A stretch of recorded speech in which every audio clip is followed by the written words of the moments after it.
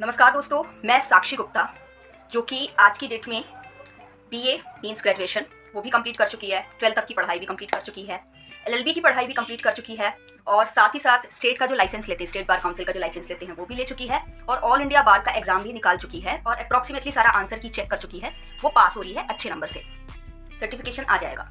तो ओवरऑल अगर देखा जाए तो मैं एक एडवोकेट बन चुकी हूँ, ठीक है। अकॉर्डिंग टू द सिस्टम, जो इंडिया का सिस्टम है एडवोकेट बनने का, जो रूल्स हैं, जो सिस्टम है, उसके हिसाब से आई एम एन एडवोकेट, ठीक है।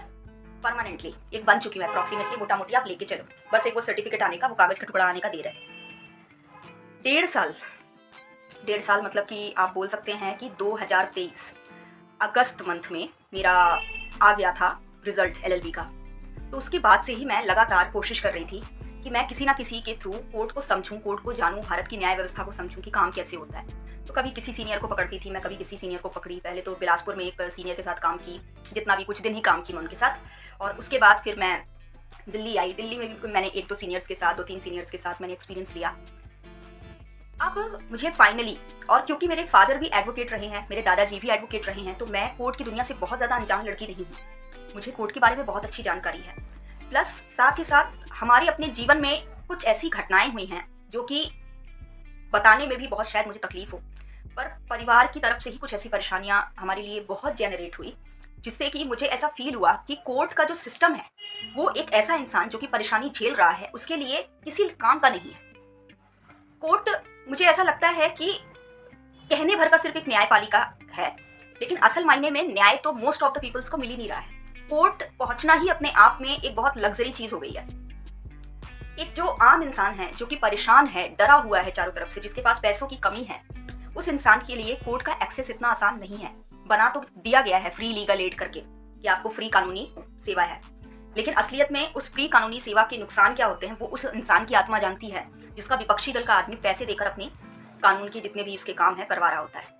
तो ये चीज़ तो लोगों को खुद एहसास हो जाता है कि यार देखो, सरकारी वकील या फ्री वकील अगर हम लेंगे, फ्री कानूनी एड लेंगे, तो हमारा न्याय उस लेवल पर उतना ईमानदारी से नहीं होगा ना। उतनी क्लियरली पैसों की दुनिया है, जो पैसा फेंक रहा है उसके फेवर में ज़्यादातर मामले आने हैं।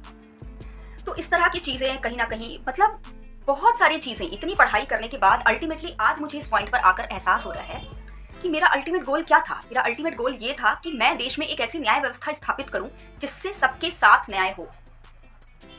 एक भी ऐसा व्यक्ति ना हो इस देश में जिसके साथ अन्याय हो, या फिर कुछ ऐसा कर जाऊं जिससे किसी के साथ अन्याय हो ही ना। मतलब फॉर एग्जाम्पल कि मेरे घर में चोरी हो गई सोने की, सोना चुरा लिया किसी ने, क्यों ना कुछ ऐसा सिस्टम बनाया जाए कि सामने वाले के मन में चोरी की भावना ही ना आए, सामने वाले के मन में रेप की भावना ही ना आए।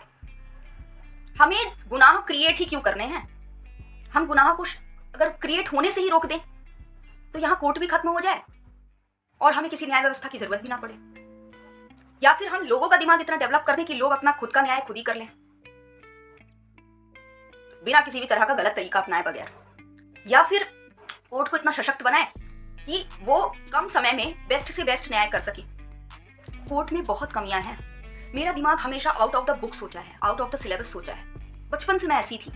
इस पर किसी को यकीन हो या ना हो, मुझे उससे कोई मतलब नहीं। मैं अपने बारे में तो इंट्रोड्यूस करूंगी सबको। मैं ऐसी ही थी, मैं आउट ऑफ द बुक ही सोची हूँ हमेशा। मैंने हमेशा इस चीज़ को, एक कोटेशन में आज आपको बता रही हूँ, मैंने हमेशा अपने दिमाग में ये चीज़ बचपन से रखी हुई है कि पुस्तक को मनुष्य दिमाग ने बनाया है, इंसानी दिमाग ने बनाया है, पुस्तक ने इंसानी दिमाग को नहीं बनाया है। ये चीज़ मेरे दिमाग में बहुत छोटे से है।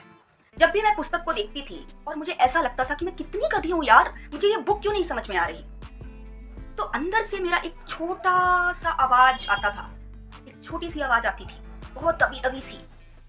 वो मेरी अंतरात्मा की आवाज थी, वो मेरे हायर सेल्फ की आवाज थी, जिसको हम बोलते हैं कि ईश्वर की आवाज। वो मुझे आवाज करती थी और वो बोलती थी, Sakshi, human brain is the biggest, human brain has that power to create anything. Human brain को क्रिएट नहीं कर सकता कोई छोटी मोटी चीज। This is just a book. इसमें इतनी कैपेसिटी नहीं है कि ये ह्यूमन ब्रेन को बनाए। मैंने फिर रिसर्च करना शुरू की। स्टीफन हॉकिंग, एल्बर्ट आइंस्टीन, जितने भी लोग हैं जिन लोगों ने इसकी मिसाल क्रिएट की कि अगर ह्यूमन ब्रेन अपनी ताकत पर उतर है ना अगर, तो कहाँ है कि बुक, कहाँ का नॉलेज, कहाँ का सामने वाला बंदा, कुछ भी मैटर नहीं करता। मैटर सिर्फ एक चीज करती है, do you have brain? Yes, you can achieve anything in your life. जो तेरे सामने बुक पढ़ी है, मैं ये पढ़ी एक प्रॉपर साइंटिफिकली प्रूवेंड चीज़ों में कि जो हमारे सामने, हमारे ब्रेन में इतनी कैपेसिटी है कि हम वॉल के पीछे की कहानी भी पता है हमको, बस हमें होश नहीं है। मैंने बहुत रिसर्च किया, मैंने देखा कि चाहे रिलीजियस बेसिस पे देखो, चाहे साइंटिफिक बेसिस पे देखो, पर दिमाग के बारे में इतनी बातें हुई हैं अब तक के इतिहास में, इतनी बातें हुई हैं जिसकी कोई हद नहीं। दिमाग के दम पर लोग हवा में उड़ने लग जाते हैं। ध्यान के दम पर लोगों ने कितनी बड़ी बड़ी शक्तियां हासिल कर ली सिर्फ इस दिमाग के दम पर। तो हम एक पर्टिकुलर बुक, एक सिलेबस के दम पर अपने दिमाग को क्यों जज कर रहे हैं?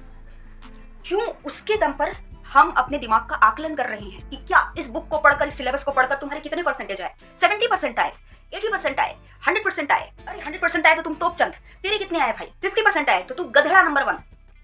एल्बर्ट आइंस्टीन की जीवनी पढ़ो, इज द बिगेस्ट एग्जाम्पल। और इसके जैसे और भी एग्जाम्पल्स होंगे, पर मेरा नॉलेज यहीं तक है, एल्बर्ट आइंस्टीन तक है कि दिमाग अगर थोड़ी सी भी सही है ना, फिर भी दिमाग में बहुत पावर है। और बुक और कोई सिलेबस और दुनिया का कोई नॉलेज दिमाग से तो बड़ा हो ही नहीं सकता। दिमाग को सब पता है, दिमाग को वो भी पता है ना जो आपको लगता है कि नहीं पता है। मुझे ये तक पता है, आपको जो आप वीडियो देख रहे हैं ना, आपके दिमाग को भी, मेरे दिमाग को भी ये तक पता है कि अभी पृथ्वी की कंडीशन, ब्रह्मांड है, वहां पर क्या है, इस पर्टिकुलर ग्रह की कंडीशन क्या है। वो पर्टिकुलर इंसान जिसको आप जानते भी नहीं, अमेरिका में बैठा हुआ है, उसके घर में अभी क्या चल रहा है, ये भी नॉलेज है। आप दिमाग के बारे में स्टडी करिए। दिमाग के इतने चरण है ना, हमारा सिर्फ कॉन्शियस ब्रेन जो है ना वो एक्टिव रहता है, बाकी और सब जो है ना वो इतने हाई फोकस में नहीं रहते हैं, इतना कॉन्शियस नहीं रहते हैं, वो सब सोए हुए से रहते हैं और उनको पता सब कुछ रहता है। मैं आपको बता रही हूँ, जब आप ध्यान लगाना शुरू करते हैं, आप धीरे धीरे धीरे धीरे उस पॉइंट पर पहुंचते हैं, शक्ति के उस पॉइंट तक पहुंचते हैं दिमाग के। पढ़िए, स्टडी करिए इस चीज़ के बारे में, आपको खुद एहसास होगा, आपको समझ में आएंगी मेरी बातें। और हो सकता है कि आप लोगों ने ऑलरेडी पढ़ा हो उस चीज़ के बारे में, तो आप लोग समझ भी रहे होंगे मेरी बात। मैं आपको बता रही हूँ, इस ट्रैप में नहीं फंसना है दोस्तों। अपनी ज़िंदगी में कुछ करना है ना, अगर एक्चुअली मैं लिटरली बता रही हूँ, इस ट्रैप में नहीं फंसना है। दिमाग सबसे बड़ा है। और अगर आपको कोई बुक समझ में नहीं आ रही है ना, तो इसका मतलब कि कॉन्शियसली आप उस चीज़ पर फोकस करने में इंटरेस्टेड नहीं हो, क्योंकि शायद वो आपकी इंटरेस्ट लाइन में ना हो। जैसे कि फॉर एग्जाम्पल मेरा भाई है, ठीक है, मेरे भाई को जो चीज़ें पसंद है ना, वो चीज़ें वो बेस्ट तरीके से बना देता है, लेकिन जो चीज़ें उसको पसंद नहीं है उसमें वो कुछ ना कुछ बिगाड़ देगा। क्यों? पागल है। वहां तो उसकी कुकिंग स्किल बड़ा काम कर रही थी, यहाँ पे इसकी कुकिंग स्किल कहाँ चली गई? वही चीज़ है कि जब आपको किसी चीज़ में इंटरेस्ट आता है ना, वो चीज़ें, आप सोचो ना यार, बड़े बड़े साला पंजाबी में गाना बन रहा है तो इस लैंग्वेज में बन रहा है, कई बार तो इंग्लिश लैंग्वेज में बन रहा है। मैं ऐसे बच्चे जो रीजनल लैंग्वेजेस में बात करते हैं वो इंग्लिश सॉन्ग्स लर्न करके सीखे हुए हैं, क्योंकि उनके बाजू वाले जो अंकल हैं दुकान वाले, वो रोज इंग्लिश सॉन्ग चालू कर देते हैं सुबह से, तो इस वजह से वो इंग्लिश सॉन्ग सुनते सुनते सुनते सुनते वो उसको भी लर्न कर लिए, क्योंकि वो जो धुन है, वो जो म्यूजिक है, वो उनको अट्रैक्टिव लगी और उस म्यूजिक की इंटरेस्ट के दम पर वो उस लिरिक्स को भी लर्न कर लिया और आपको पता ही नहीं चला। जो उनको एक बेसिक पोयम याद करने में कितनी दिक्कत होती है, अगर पोयम में भी धुन डाली जाती ताकि बच्चों को इंटरेस्ट आए और उस इंटरेस्ट में सीख जाए। मैं कहती हूँ जिंदगी इतनी छोटी सी है, तो आप अपनी जिंदगी को इतने छोटे तरीके से क्यों जी रहे हो? क्यों एक बुक के और डिग्री के इर्द गिर्द अपने जीवन को रख दिए? हर इंसान के जीवन का अपना एक उद्देश्य होता है कि मुझे ये चीज़ करनी है अपने जीवन में। मेरा भी उद्देश्य न्याय स्थापित करना है। क्या न्याय कर रहे हो आप? एक इंसान ऑलरेडी इतना परेशान हुआ है, उसके साथ अन्याय हो गया, और उसके बाद आप कोर्ट के इतने चक्कर लगवा रहे हो। कोर्ट की प्रोसीडिंग्स मैंने देखा, मेरा दिमाग हिल गया। मैं दिल्ली में हूँ आज की डेट में, भारत के सबसे बड़े कोर्ट्स में हूँ।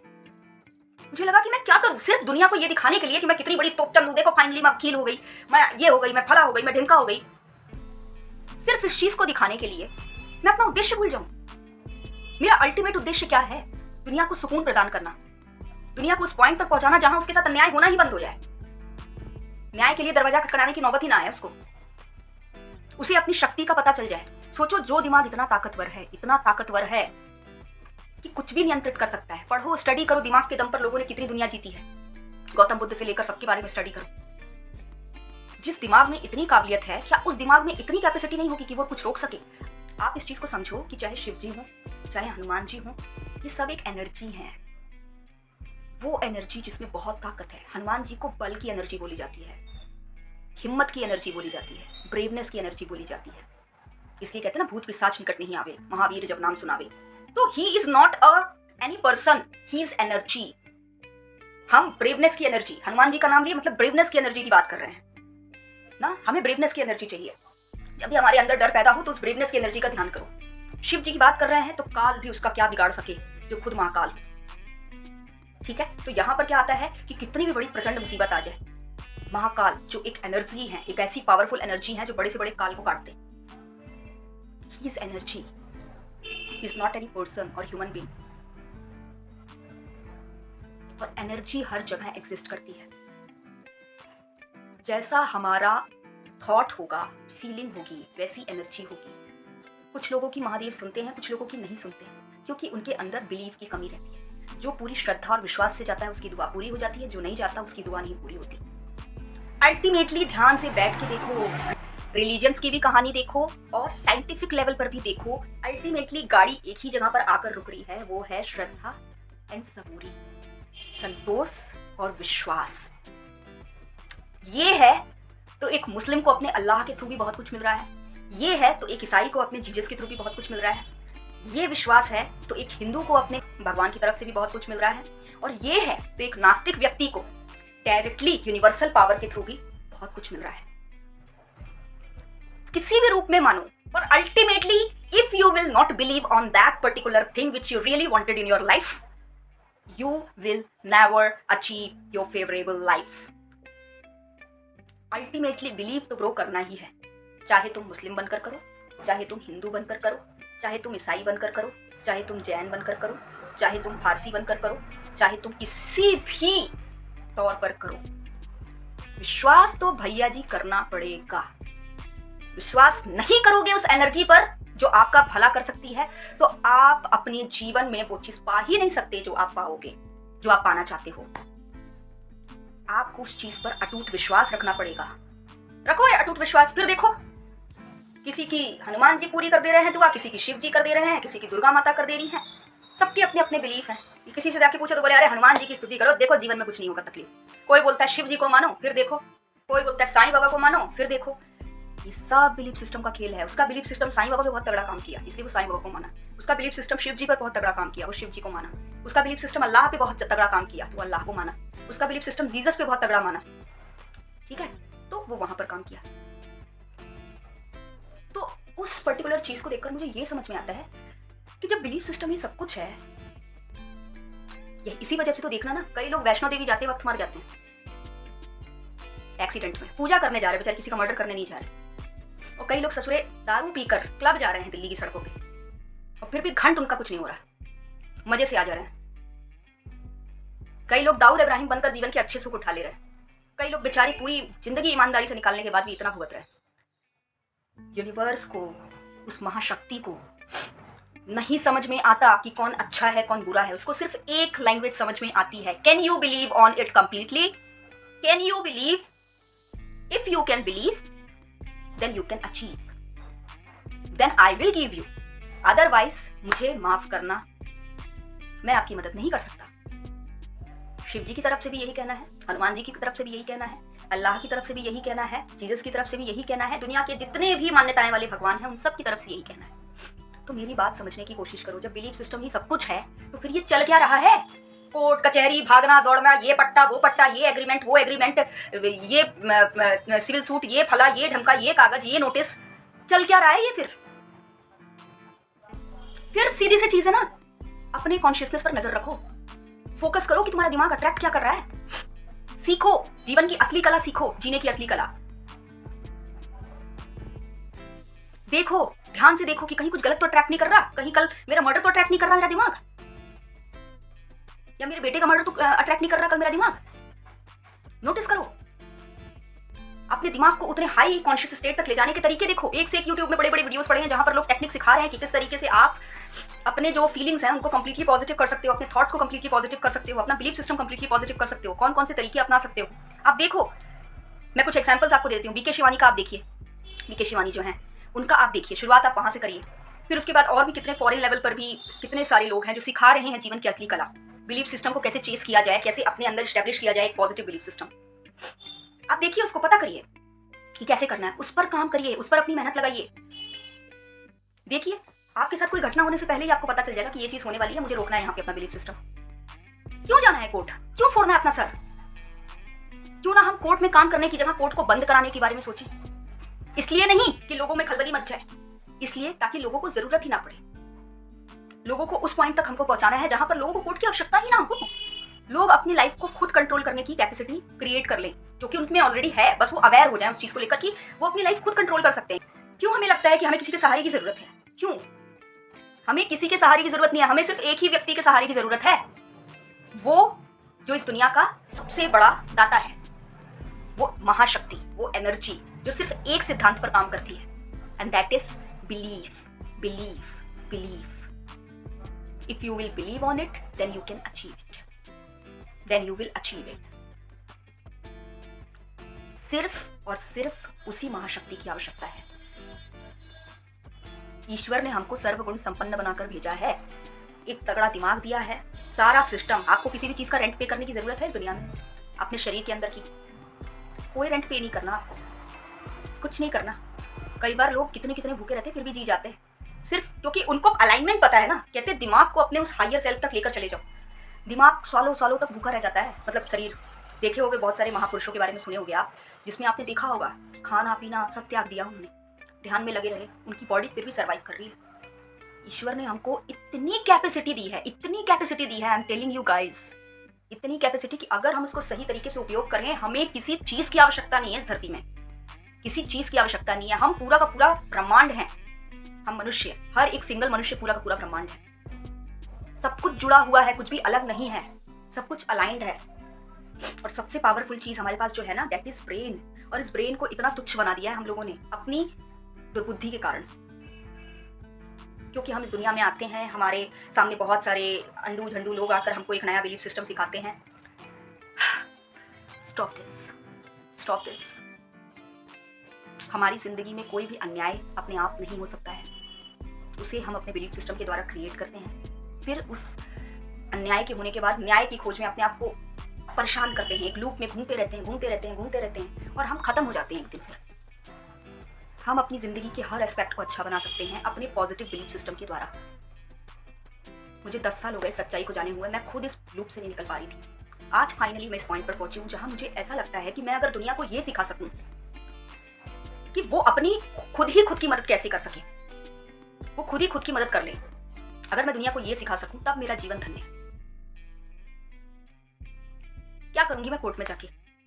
पहले अपने बिलीफ सिस्टम से वो क्लाइंट क्रिएट करूंगी, जो क्लाइंट बहुत परेशान होकर आएगा और बोलेगा साक्षी मैम प्लीज मुझे जितवा दीजिए इस मामले में। पहले वो क्रिएट करूंगी अपने दिमाग में, क्योंकि वो बिना बिलीफ सिस्टम के तो आएगा नहीं। मैं वैसा बिलीफ बनाऊंगी तब जाके वो आएगा। फिर उसके बाद जब वो आएगा, तब मैं उसके लिए वो एक तकिया कलाम बेसिक प्रोसीडिंग फॉलो करते हुए उसको न्याय तक पहुंचाऊंगी। और इस सब पागलगिरी में मेरा खुद का बिलीफ सिस्टम ऐसा हो जाएगा कि मुझे ऐसा लगेगा कि ये प्रोसीडिंग्स के दम पर ही न्याय मिल सकता है। मेरा अपना खुद का दिमाग में तो इतनी कैपेसिटी नहीं है कि रातों रात मैं कोई न्याय स्थापित कर सकूं। तो आप इस चीज को समझिए कि नहीं करना है ये सब, पागलगिरी नहीं करनी है हमको कि पहले प्रॉब्लम क्रिएट करो फिर उसके सॉल्यूशन ढूंढो। छोटी सी जिंदगी है, ठीक है, छोटी सी जिंदगी इन द सेंस कि 200 साल भी जियोगे तो कम ही लगेगा, ठीक है, अगर आप लाइफ अच्छे से जी रहे हो तो इवन मैं तो कहती हूँ जिंदगी भी कंट्रोल में आती है। वो भी एक बिलीफ सिस्टम सेट हो जाता है आदमी का, अंदर कहीं ना कहीं क्रिएटेड रहता है उसके कि 60 तक ही है, 70 तक ही है। तभी देखना कई लोगों को मरने से पहले गट फीलिंग आती है कि मैं अब नहीं रहूंगा आगे। दिमाग को सब पता है, सब पता है, पुनर्जन्म, पिछले जन्म का भी पता है, पुनर्जन्म का भी पता है, इस जन्म का भी पता है, सब पता है उसको। आप कभी भी नियंत्रित कर सकते हो चीजें। हर इंसान में भगवान बनने की ताकत है, बशर्ते उसको अपनी शक्ति का एहसास हो। आज तुम्हारे सामने एक एडवोकेट, एक रिलीजियस बंदी भी, एक साइंटिफिक बंदी भी, और एक लाइफ स्किल्स के बारे में बात करने वाली बंदी भी, और एक पर्सनल एक्सपीरियंस बेसिस पे बात करने वाली बंदी, हर तरह की बंदी तुम्हारे सामने बैठकर ये चीज बता रही है कि बिलीफ सिस्टम इज एवरीथिंग।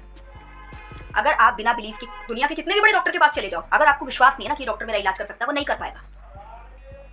और अगर आप घर भी बैठे हुए हो ना, प्लेसिबो इफेक्ट सुने हो आप? वो मीठी सी गोली पकड़ा के वो कितने बड़े बड़े बीमारी ठीक कर दी उन लोग। रिसर्च करो इस चीज पे, पढ़ो। बिलीफ सिस्टम के दम पर अच्छी अच्छी बीमारियां गुल हो गई हैं। बड़े बड़े साइंस पीछे रह गए, बड़े बड़े नॉलेज पीछे रह गए, बड़े बड़े डॉक्टर पीछे रह गए, वो कुछ नहीं कर पाए जो काम एक बिलीफ सिस्टम कर गया। Ultimately belief system is everything. देखना, जब डॉक्टर नहीं कर पाता तब अंत में क्या बोलता है? अब भगवान के ऊपर है, भगवान से दुआ करिए शायद बच जाए। क्यों भैया, भगवान कहाँ से आ गए? तेरा मेडिकल नॉलेज कहाँ गया तेल लेने?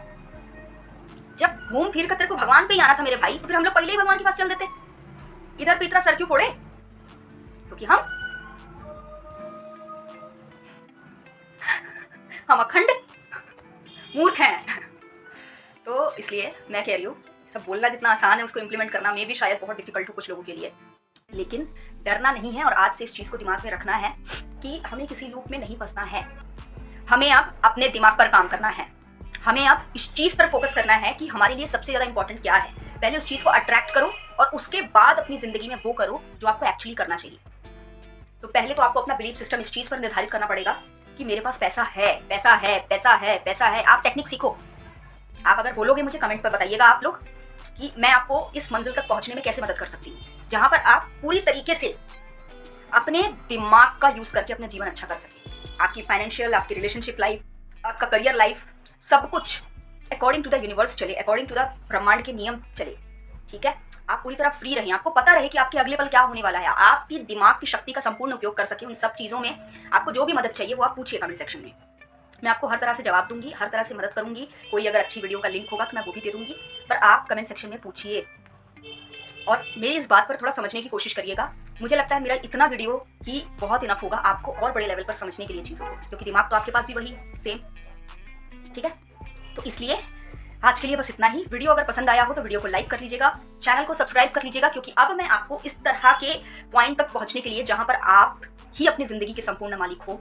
ठीक है, जो भी वैसे मदद वाले वीडियो रहेंगे मैं इस चैनल पर डालती रहूंगी वो वीडियो, और आप इजीली उसके थ्रू थोड़ी सीख सकते हो। प्लस अपने ऊपर ज़्यादा डिपेंडेंट हो, आपके खुद के दिमाग में इतनी कैपेसिटी है कि आपको किसी वीडियो को देखने की जरूरत नहीं है। लेकिन अभी फिलहाल अगर आपको सहारा चाहिए, एक सपोर्ट चाहिए, तो as a mentor, as a guru मैं आपके लिए खड़ी हूँ हर हाल में। आप कमेंट सेक्शन ओपन है, आप कमेंट सेक्शन में पूछिए, प्लस चैनल को सब्सक्राइब कर लीजिएगा, आपकी बेनिफिट में रहेगा ये चीज़। और वीडियो को लाइक कर दीजिएगा, और नहीं भी करेंगे तो भी क्या फर्क पड़ना है, अल्टीमेटली जब मैं बिलीव करूंगी तभी मेरा चैनल ग्रो करेगा। तो चलिए ठीक है, हाँ आपको कोई मदद चाहिए तो आप डेफिनेटली दिल खोलकर पूछिए, कोई दिक्कत नहीं है। तो धन्यवाद दोस्तों, आज के लिए बस इतना ही। आपका दिन बहुत अच्छा जाए। धन्यवाद।